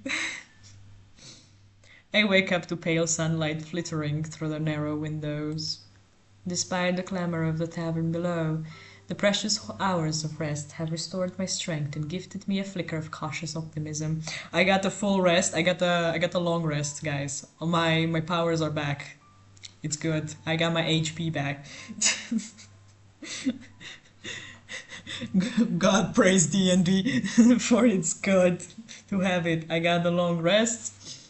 My spells are back. If I play my cards right, today could be the day I get closer to finding a cure. I quickly head out of the wet wig. Okay. The air clings, sodden and heavy, with the lingering scent of rain. Without the afternoon crowd, the district looks barren and bleak. In the middle of the street, a pair of crows quibble over stable bread crusts. I pause, watching them while I consider my next move. Cress and Linder both made it clear that the Cernobium can be trusted, but I came so far and endured too much to give up now. I need to see the Cenobium for myself, if only to satisfy my curiosity. Surely someone in the bar can point me in the right direction. I'm about to turn back when a shadow passes over me. A cloud, I think, until a puff of hot breath tickles the back of my neck. Who is it? The shadow trickles down the street in rivulets, formless dark spreads like the ink into bloated shapes. Claws stretch, a muzzle splits open to reveal long, jagged teeth. A growl rumbles too low and deep I feel it in my chest. I want to run, to scream, but I feel trapped, as though the slightest movement of breath will snap the jaws around me shut. No, I won't let it end like this. If I'm going to die, I want to look what got me in the eye first. I steel myself, then turn. Who are you? Reveal yourself. The shadow vanishes as quickly as it came, and I'm left standing in the middle of the street, alone save for a figure reclining in the shade of a nearby stoop. Who are you? Oh!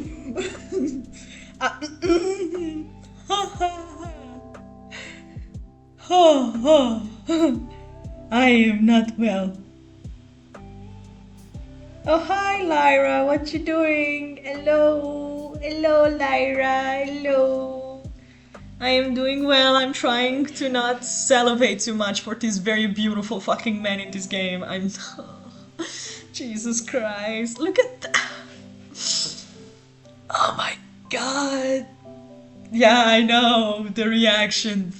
Chat, clip that. It's just that I'm very, very much like... Oh my god. Okay.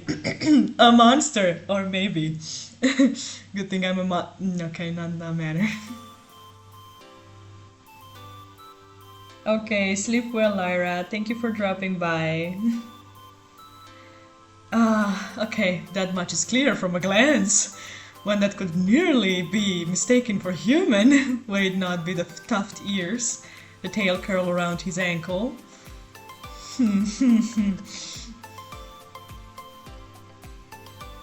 Thank you, thank you. You sleep well. And thank you for the follow! Yay! Yes, thank you for the follow.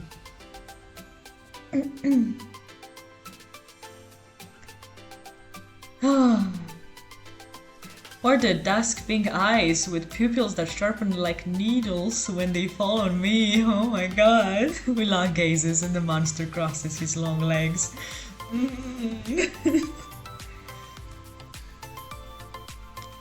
Guys, you can't see me, but I'm flailing.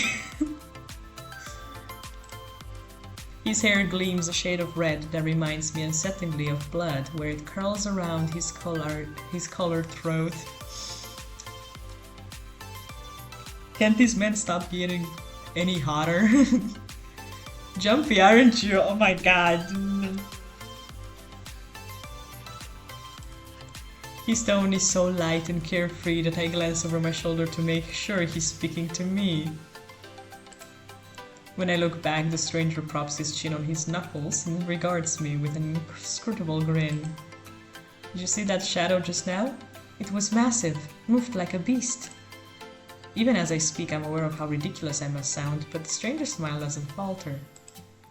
The only beasts I've seen are the Wick's drooling regulars, though this did catch my eye. He has my key! With a flick of his wrist, my in-room key dangles from his finger. It turns on its chain, glittering when it catches the light. Also, this outfit, guys. Oh my god. The outfit, though. Damn. I'm not well. My hands fly to my cloak's pockets, and sure enough, find them flat. He crooks his finger, beckoning. I've taken 2 steps forward before some stifled instinct stops me. Something feels wrong. I'm still on the edge, thrumming with so much adrenaline that the stranger's shadow flickers at the edge of my vision. I always seem to attract the worst kind of attention, but I can't get rattled now.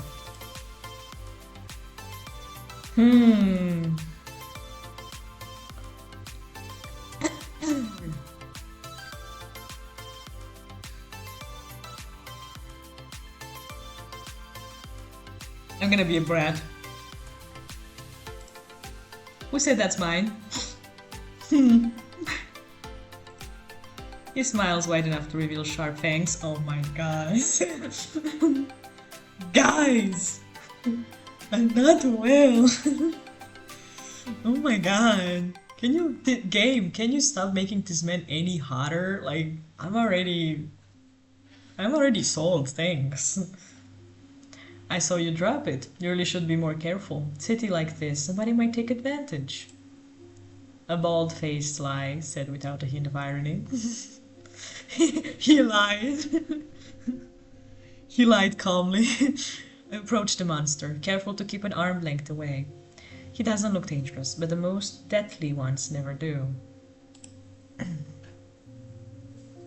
Oh my god, look at his ear flick. Oh. The stranger chain softly clinks with the tilt of his head. His ears flick. Keeping your distance? I'd be stupid to trust you. You think I stole your dinky little key from all the way over here? He gives an exaggerated sigh. I'm good with my hands, but no. Oh my god. I'm sure you are. Sure you are. But not that good. Do I really look like a common thief to you? He looks mischievous. That I can say. ... No response. He's got me there. The sheer fabric of his sleeves alone will be too expensive for most street thieves. Hell, his shoes look like they cost more than I spent traveling here. And then there's the shop behind him. No matter the city, parted pink curtains only ever mean one thing. I'm not looking to buy. And I doubt I could afford your services anyway. Oh my god, he's a... Oh! That's why he's dressed like that. Oh. Mm. Mm.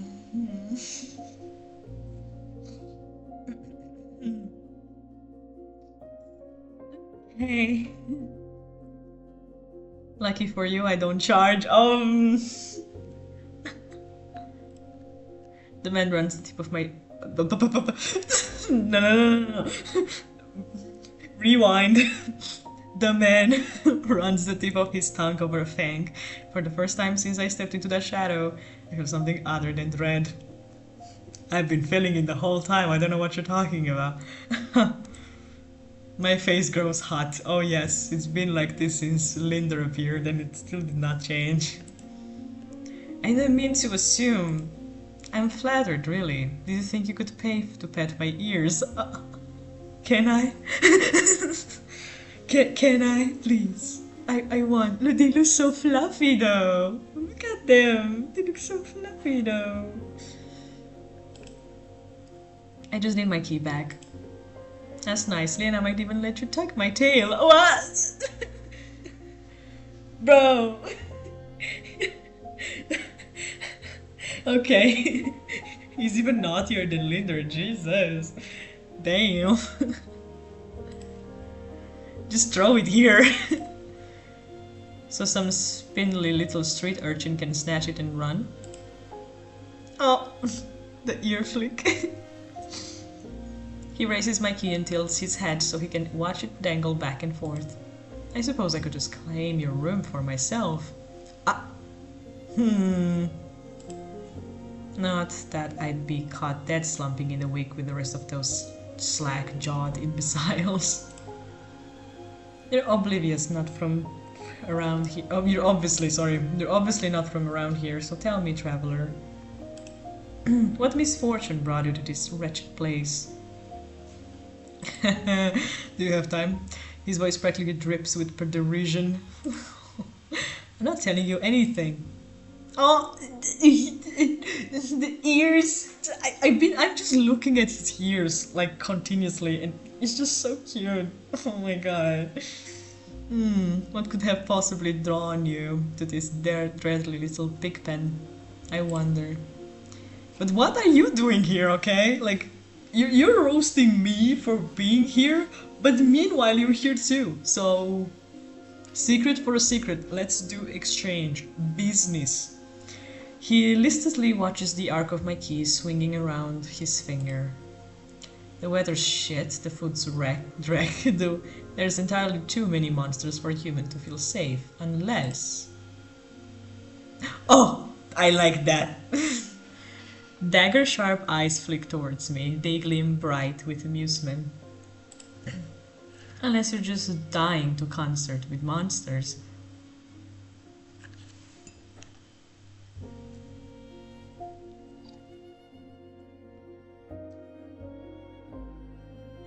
Touch grass. Okay. Also like his little fangs, so adorable. By now, my embarrassment has worn away, leaving simmering impatience in its place. If this is a shakedown, it's the most frustrating one I've ever heard of. Should I walk away or should I play along? RB? I'm gonna let you choose for this one, for no particular reason. So RB, what should I do? Should I walk away or play along? Assuming you're still here, RB, because I haven't heard from you in a while. But I think you are. Oh, you are. Okay, so tell me, what should I do? Walk away or play along?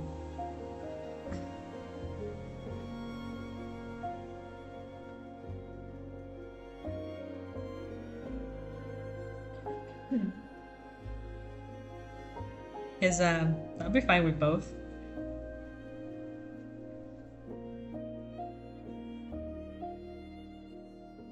But still, like, this guy.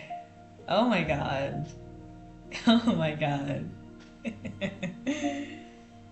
Oh no. Oh.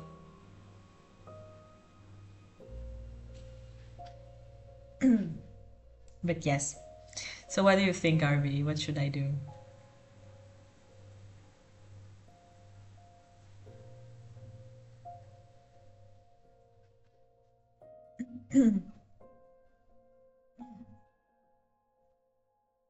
Also, I hope you guys enjoyed the game and you've enjoyed my reactions to the many, many things that are happening in here because Jesus Christ. Oh my god. You don't know, but I want you to decide. As I said, I'll be fine with both, so whatever you want.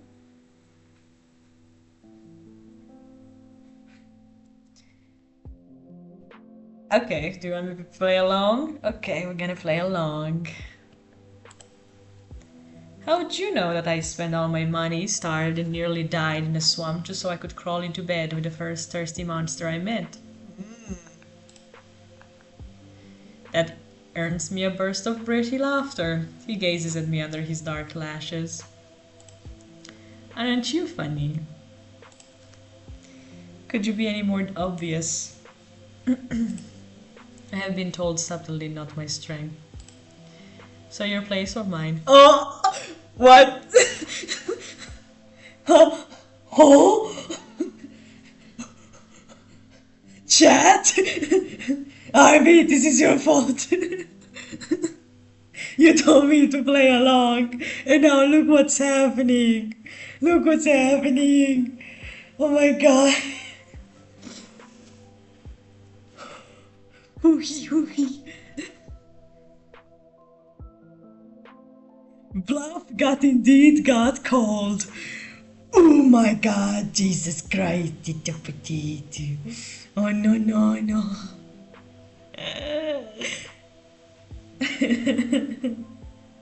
Yes, you did. You told me to play along. I played along. Now look what happened.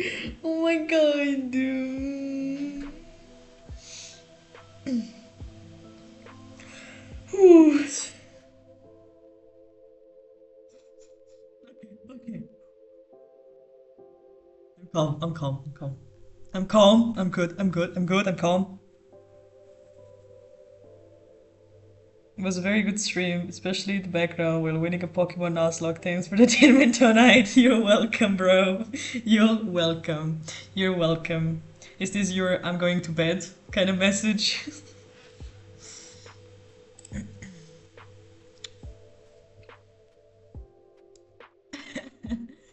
I'm gonna be a brat. I'm gonna be a brat. Ah, okay, it is. Okay, then good night, Jay. Glad you had fun. I'll see you at the next stream, possibly Monday. Okay. Whew. I'm gonna be a brat. So I'd invite you if I had my key. If only I had my key, I might be able to invite you up. His languid gaze glides from me to the key in his hand and back. Take my hand and we'll go together. Oh my god! What? Yeah, see you then, bro. Bye. Oh my god. The more he flirts, the more convinced I become that this is some kind of trap. No matter how innocent monsters look, they always have tricks up their sleeves. I don't think he has much under those sleeves. They're pretty see-through, but oh well. And something tells me that this one's more dangerous than he lets on, even if he has a lovely laugh. He has a lovely laugh. I don't know what you want or why you're messing with me, but I'm not coming any closer until I know you aren't going to attack me. Or bite. Are you gonna bite? I won't bite hard unless you beg me. Oh my god!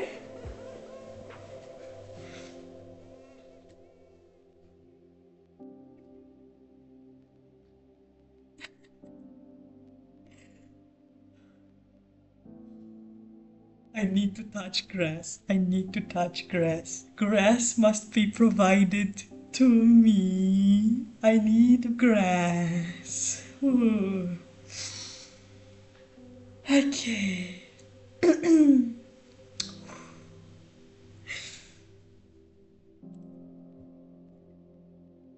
No matter what I say, he finds a way to twist my words into innuendo.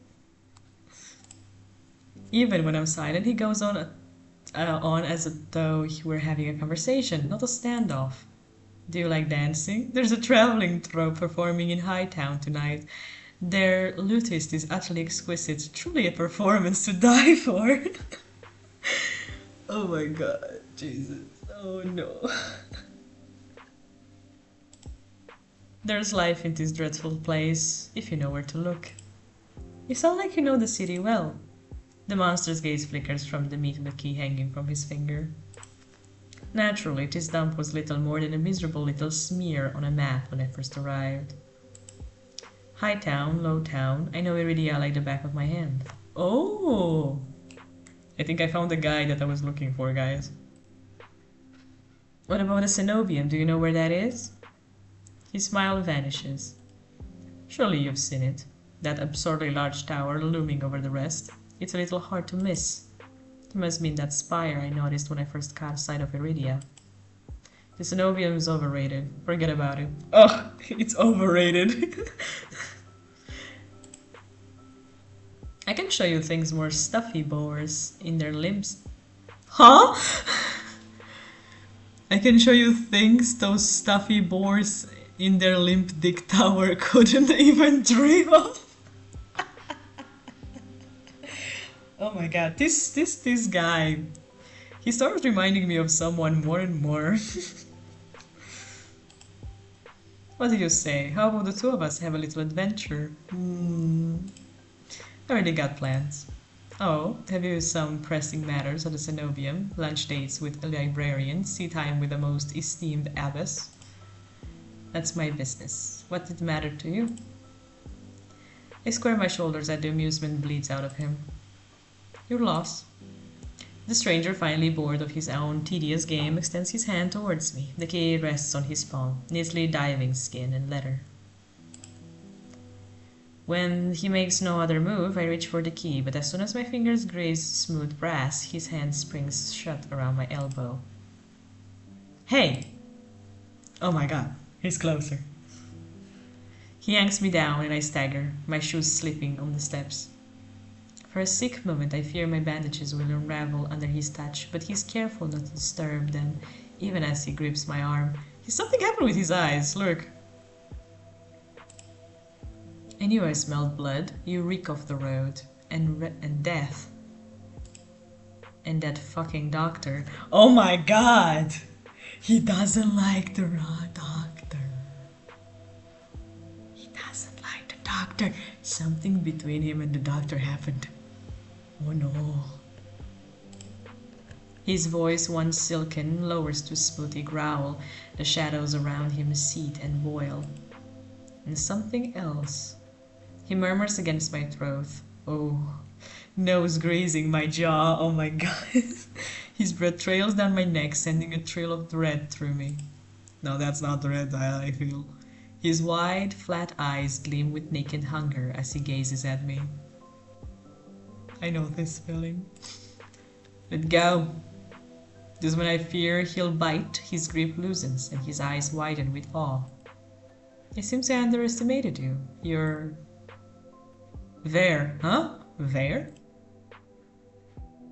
The stranger's ears flatten and he releases me with a short breath. I yank my arm back, massaging my bandages. He twists around to see a woman duck out from the curtains behind him. Her pressed white uniform marks her as the cleric of the cenobium. I leave you for all of what, 10 minutes, and you're making trouble again? Will you quit harassing the tourists? The stranger, vet, I take it, rolls his eyes and flashes the cleric a withering smile. So suspicious. Can't you see this is a friend of mine? A natural liar. He grins at me. He lies with ease. He grins at me and his tail swishes coyly. The woman purses her lips at me, clearly unconvinced. I open my mouth to correct him, but Ver cuts in. I was graciously offering my dear friend some free advice. Though his voice remains light and cheerful, its expression darkens. Danger's drawn to you like a moth to flame. I will always find you given time. The woman clucks her tongue as though she's heard this recital once 102 times. Word to the wise, don't take free advice from lazy foxes lounging in the streets. This crook would sell water to a drowning man for the sheer enjoyment of it. She shrugs off a wilting look from Ver. Oh, please, any friend of yours knows it's true. Now hold still. Ver rises gracefully at her approach. He pushes his hair aside so it drapes over one shoulder, exposing the long line of his neck. And suddenly it dawns on me that the jingling I heard earlier wasn't coming from his harness, but a heavy iron chain wound around the hitching post and padlocked the back of his collar. The woman produces a crowded keyring from her pocket. She riffles through a dozen identical keys before selecting one and slotting it into the lock. Come on, unless your friend's tagging along on your merry little solace hunt. They're hunting for solace inside a city. Words momentarily fail me. The cleric regards me with a polite, if tight, smile before marching down the stairs. Ver lingers. He stretches his arm over his head with a yawn, and I try not to stare at the way his stomach flattens when he arches his back. Yet your secret's safe with me. Try not to get yourself killed, Ver hops off the stoop and bounds after the woman. His tail sways merrily, as though he hasn't just lied and threatened me. Did you try that thing I mentioned? The Loventian knot? What? That the one where you take 3 fingers and... Actually, don't tell me. Knowing you, it's probably disgusting. There's airy laughter echoes down the street. It's only after he and the cleric have vanished from sight and I realize I'm still missing something. Wait! Reflexively, I shove my hands into my pockets and find it. The room key. I race it to the light. Sure enough, it's my key, but the realization is hardly comforting. I don't know what Ver's game was, or what he wanted from me. All I know for certain is that the Cenobium saw fit to leash him, a fate I could share if that's what his vague warning meant. I let my eyes drift skywards, past the lanterns gently swaying in the breeze of the Cenobium faintly visible through the haze. Just one glimpse is all I need, then I can put this all behind me. This time, the key goes into my coin purse for safekeeping.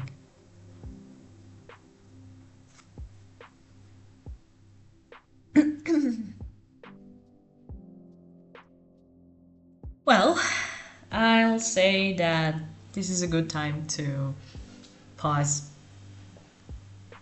I'm gonna save it.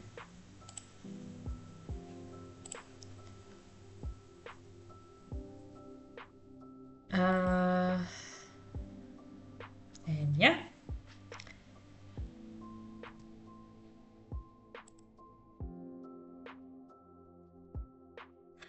But yeah, as I said, I think this is a good time to pause for today.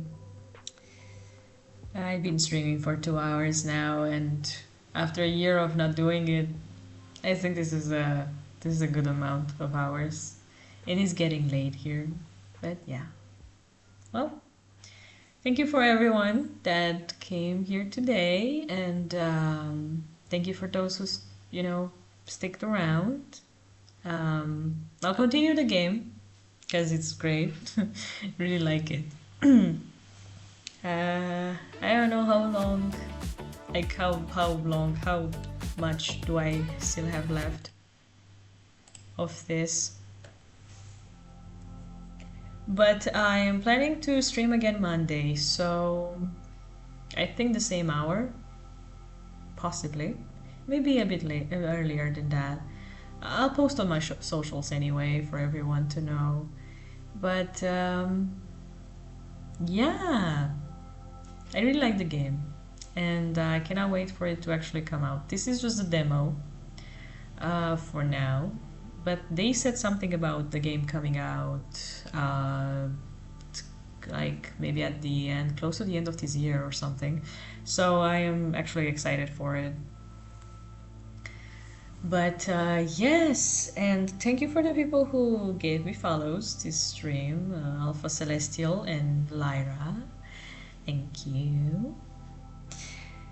And yeah, as I said, I hope you enjoyed. And see you on Monday. Bye bye.